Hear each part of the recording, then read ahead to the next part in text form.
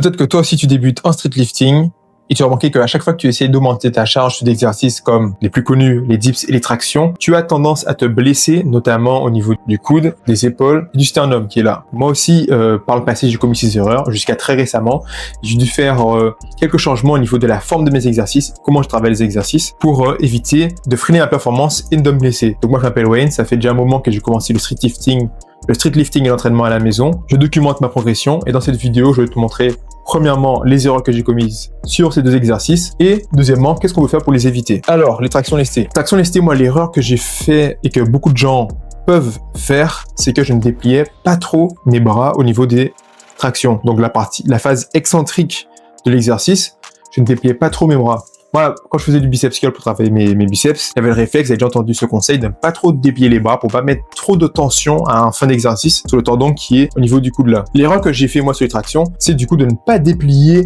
totalement les bras. Donc déjà, je ne remettais pas la phase excentrique des tractions. Du coup, quand moi je déplie les tractions,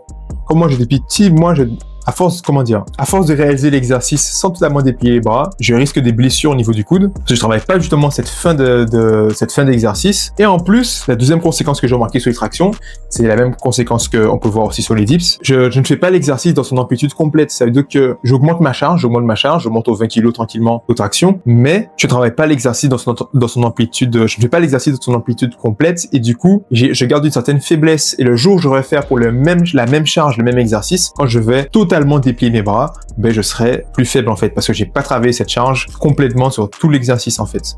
Donc j'ai un peu une sorte de faiblesse sur la descente aux tractions lestées. C'est ça en fait que j'ai remarqué, qui m'a freiné, on va dire. Et ça j'ai remarqué, j'ai remarqué que en traction, j'avais cette faiblesse là, et je me suis dit faut que je refasse bien ma forme. Le problème, c'est que quand tu vas faire l'exercice pour la même charge que tu as fait, par exemple, dans une séance précédente, et là, tu vas faire attention à bien descendre les bras et à bien enchaîner, j'ai accumulé une sorte de faiblesse. Et du coup, je ne pourrais pas être aussi performant et surtout, je risquais de me blesser justement sur l'exercice. Le deuxième exercice et la deuxième erreur que j'ai fait, c'est au dips. Et ça, c'est très important parce que au dips, quand on fait cette erreur-là, on peut se blesser au sternum. Moi, pendant longtemps, à mes débuts, j'avais la douleur au sternum. Là, ça va un peu mieux. Mais surtout, la douleur aux épaules, là, surtout là, l'avant, là, j'ai oublié le muscle, là, deltoïde antérieur. Bon, c'est pas grave. T'accumules une douleur aux épaules. Là, je mettrai bien je mettrai en vidéo les images de comment je faisais mes dips avant et vous allez voir que pourquoi en dips on accumule de la douleur aux épaules, au sternum, c'est qu'on met beaucoup de tension, beaucoup de stress sur les mauvais muscles. En fait, c'est pas qu'ils sont mis sur les mauvais muscles parce que c'est normal que les épaules participent à la réalisation d'un dips, c'est pas grave. C'est normal que les épaules aient de la tension, mais ça n'a pas été que sous les épaules. Et là, vous comprenez d'où vient l'erreur que j'ai commise et que certains commettent. C'est que pour bien faire les dips, il faut bien répartir la charge, bien répartir le stress, bien répartir la tension. Et moi, je mettrai la vidéo.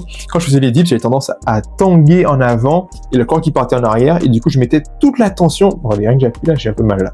Donc la dernière séance, elle a été un peu forte. Je mettrai les images, mais ma forme n'est pas parfaite. Donc j'ai tendance à mettre toute la tension de mon corps sur les épaules en faisant une dips. Et vous savez que si vous faites des dips lestés, moi je suis dans les 80 kg, vous mettez 80 kg de votre poids du corps, plus la charge en plus, c'est énormément de tension pour les épaules, donc le risque de blessure est énorme, très haut pour les dips. Ça arrive à plein de gens, je suis sûr que ça vous est déjà arrivé aussi. Voilà. Donc en fait, moi, comme je viens de le dire, je mettrai l'image, je faisais les dips, je descendais, mais mon corps il partait en arrière et je mettais toute la pression sur les épaules en avant. Et du coup, en fait, le problème des dips aux dips lestés, c'est qu'il faut, pour bien réaliser l'exercice, la logique derrière, c'est qu'il faut bien répartir le stress, bien répartir la tension au niveau des bons groupes musculaires. Comment bien exécuter ces tractions et ces dips pour pas se blesser? Déjà, les tractions, c'est important de bien descendre, bien déplier les bras et de repartir vite pour accumuler la vitesse. Mais ça, c'est une autre vidéo. Accumuler la vitesse pour conserver, gagner en puissance. Ça, on pourra en parler dans une autre vidéo. C'est un des principes importants du street lifting, mais c'est pas le sujet de la vidéo actuellement. Mais c'est très important de totalement déplier ses bras pour travailler l'exercice dans son amplitude complète.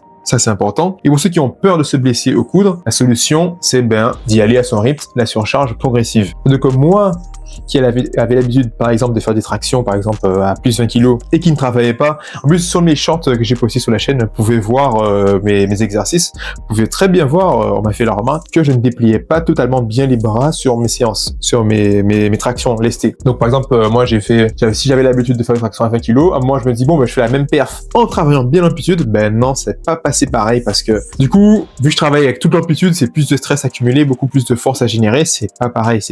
Et là, je risque de me blesser si tout de suite j'essaie de faire la même chose. Donc, ça a freiné ma progression. J'ai dû peut-être baisser un peu de poids, reapprendre, je mettrai les vidéos pour les tractions, reapprendre à complètement déplier les bras et à repartir en vitesse pour mieux reprendre. Donc le mieux c'est t'apprends à déplier les bras, mais tu y vas, si tu veux faire la traction lestée, tu acceptes de baisser un peu de poids, ta charge, pour faire une charge progressive, pour réadapter ton corps, repréparer à ce type de stress. Pour les dips lestés, la solution à l'erreur, du coup, c'est de bien répartir la charge, de la tension. Du ce qu'il faut, je mettrai l'image, il faut que votre coude et votre bras soient déjà alignés avec votre corps, bien cadrés, on va dire, bien centrés. C'est comme si vous voulez verrouiller le coude. Donc moi, je mettrai l'image.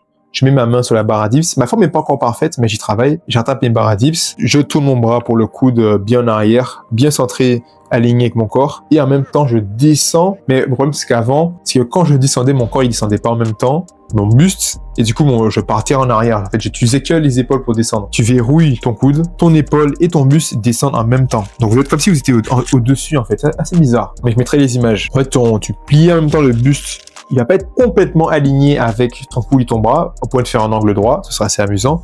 Mais le buste descend aussi. Et là, ça met la pression, oui, sur les deltoïdes, les épaules, mais aussi sur les pectoraux et les triceps aussi, je crois, normalement. Et là, la charge est bien répartie et vous évitez de vous blesser en mettant trop de stress sous votre épaule et en blessant votre sternum. Juste une petite vidéo pour vous parler du coup de votre forme aux exercices de street lifting, les dips et tractions lestées, comment éviter de se blesser, très important. Bien sûr, on peut aussi parler de l'échauffement avant de réaliser l'exercice, mais ça encore, je ferai une autre vidéo. J'espère que ça vous a plu et dites-moi ce que vous en pensez dans les erreurs que vous avez commises. Si vous aussi vous avez d'autres conseils pour réaliser l'exercice, n'hésitez pas à dire ça dans les commentaires et on se retrouve pour une prochaine vidéo.